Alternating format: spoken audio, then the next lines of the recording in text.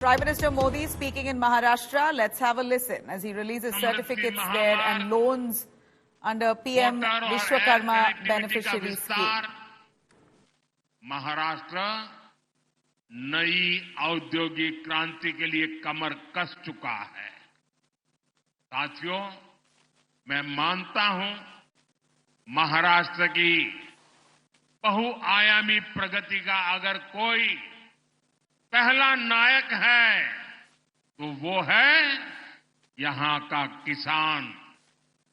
जब महाराष्ट्र का, विदर्भ का किसान खुशहाल होगा तभी देश भी खुशहाल होगा। इसलिए हमारी डबल इंजन सरकार मिलकर किसानों की समृद्धि के लिए काम कर रही है। आप देखिए, पीएम किसान सम्मान निधि के रूप में केंद्र सरकार 6,000 रुपये किसानों के लिए भेजती है। महाराष्ट्र सरकार उसमें 6,000 रुपया और मिलाती है। महाराष्ट्र के किसानों को अब 12,000 रुपया सालाना मिल रहा है। फसलों के नुकसान की कीमत किसान को न चुकानी पड़े, इसके लिए हमने 1 रुपये में फसल बीमा देना शुरू किया है।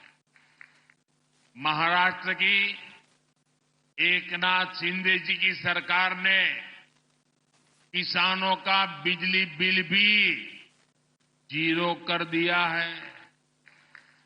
इस क्षेत्र में सिंचाई की समस्या के समाधान के लिए हमारी सरकार के समय से ही कई प्रयास शुरू हुए थे, लेकिन बीच में ऐसी सरकार आ गई जिसने सारे कामों पर ब्रेक लगा दिया।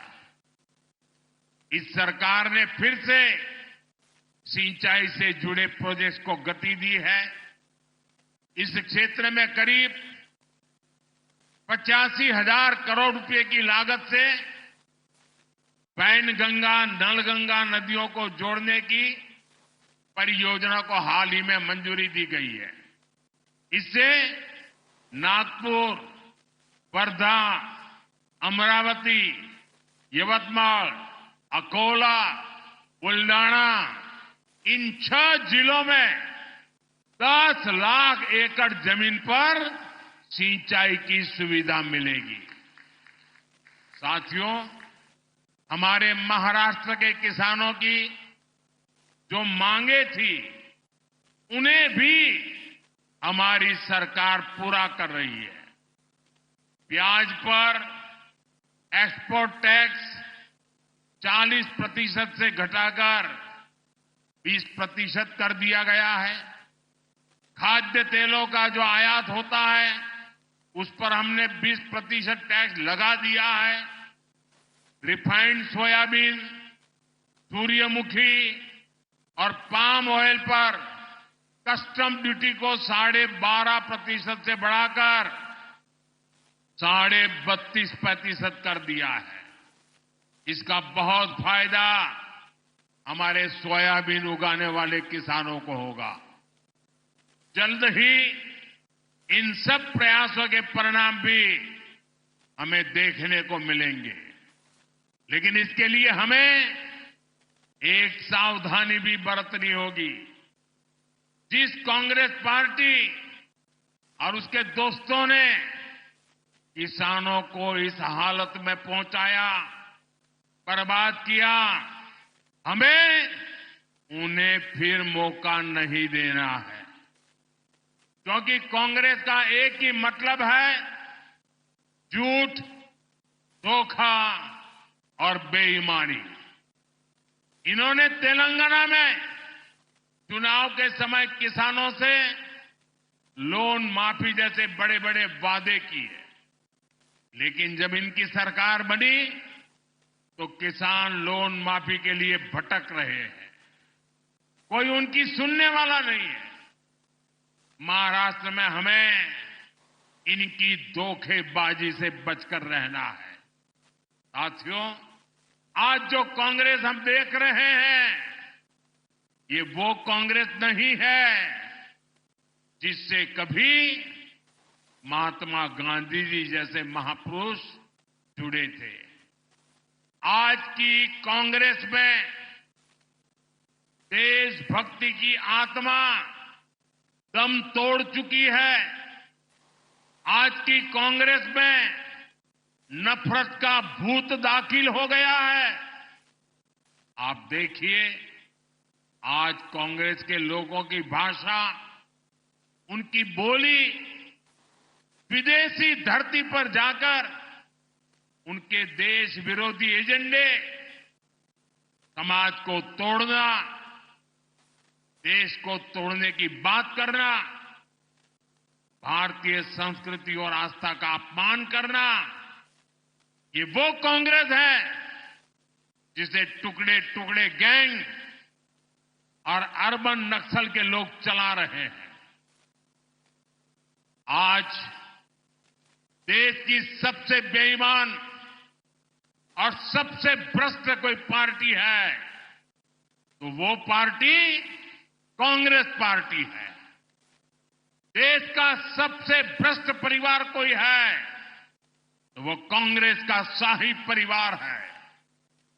साथियों, जिस पार्टी में हमारी आस्था और संस्कृति का जरा सा भी सम्मान होगा, वो पार्टी कभी गणपति पूजा का विरोध नहीं कर सकती। लेकिन आज की कांग्रेस को गणपति पूजा से भी नफरत है। महाराष्ट्र की धरती गवाह है, आजादी की लड़ाई में लोकमान्य तिलक के नेतृत्व में गणपति उत्सव भारत की एकता का उत्सव बन गया था। गणेश उत्सव में हर समाज, हर वर्ग के लोग एक साथ जुड़ते थे। इसलिए कांग्रेस पार्टी को गणपति पूजा से भी चीड़ है। मैं गणेश पूजन कार्यक्रम में चला गया तो कांग्रेस का तुष्टीकरण का भूत जाग उठा। कांग्रेस गणपति पूजा का विरोध करने लगी। तुष्टीकरण के लिए कांग्रेस कुछ भी कर रही है। आपने देखा है, कर्नाटका में तो कांग्रेस सरकार ने गणपति बप्पा को ही सलाखों के पीछे डाल दिया। गणपति की जिस मूर्ति की लोग पूजा कर रहे थे उसे पुलिस वैन में कैद करवा दिया। महाराष्ट्र गणपतीची आराधना करीत होता आणि कर्नाटकात गणपतीची मूर्ती पुलिस वैन मध्ये होती।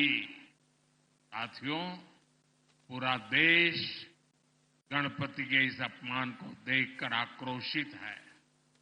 मैं हैरान हूं, इस पर कांग्रेस के सहयोगियों के मुंह पर भी ताला लग गया है। उन पर भी कांग्रेस की संगत का ऐसा रंग चढ़ा है कि गणपति के अपमान का भी विरोध करने की उनमें हिम्मत नहीं बची है। भाई और बहनों, हमें एकजुट होकर कांग्रेस के इन पापों का जवाब देना है। हमें परंपरा और प्रगति के साथ खड़ा होना है। हमें सम्मान और विकास के एजेंडे के साथ खड़ा होना है। हम साथ मिलकर महाराष्ट्र की अस्मिता को बचाएंगे। हम सब साथ मिलकर महाराष्ट्र का गौरव और बढ़ाएंगे। हम महाराष्ट्र के सपनों को पूरा करेंगे। इसी भाव के साथ इतनी बड़ी तादाद में आकर के इस महत्वपूर्ण योजनाओं को आपने जो उसकी ताकत को समझा है, इन योजनाओं का विदर्भ के जीवन पर, हिंदुस्तान के सामान्य व्यक्ति के जीवन पर कैसा प्रभाव होना है, ये आपकी विधानसभा के कारण मैं इसे महसूस कर रहा हूं। मैं एक बार फिर सभी विश्वकर्मा साथियों को विदर्भ के और महाराष्ट्र के सभी मेरे भाई बहनों को बहुत बहुत बधाई देता हूं। मेरे साथ बोलिए भारत माता की। दोनों हाथ ऊपर करके पूरी ताकत से भारत माता की, भारत माता की।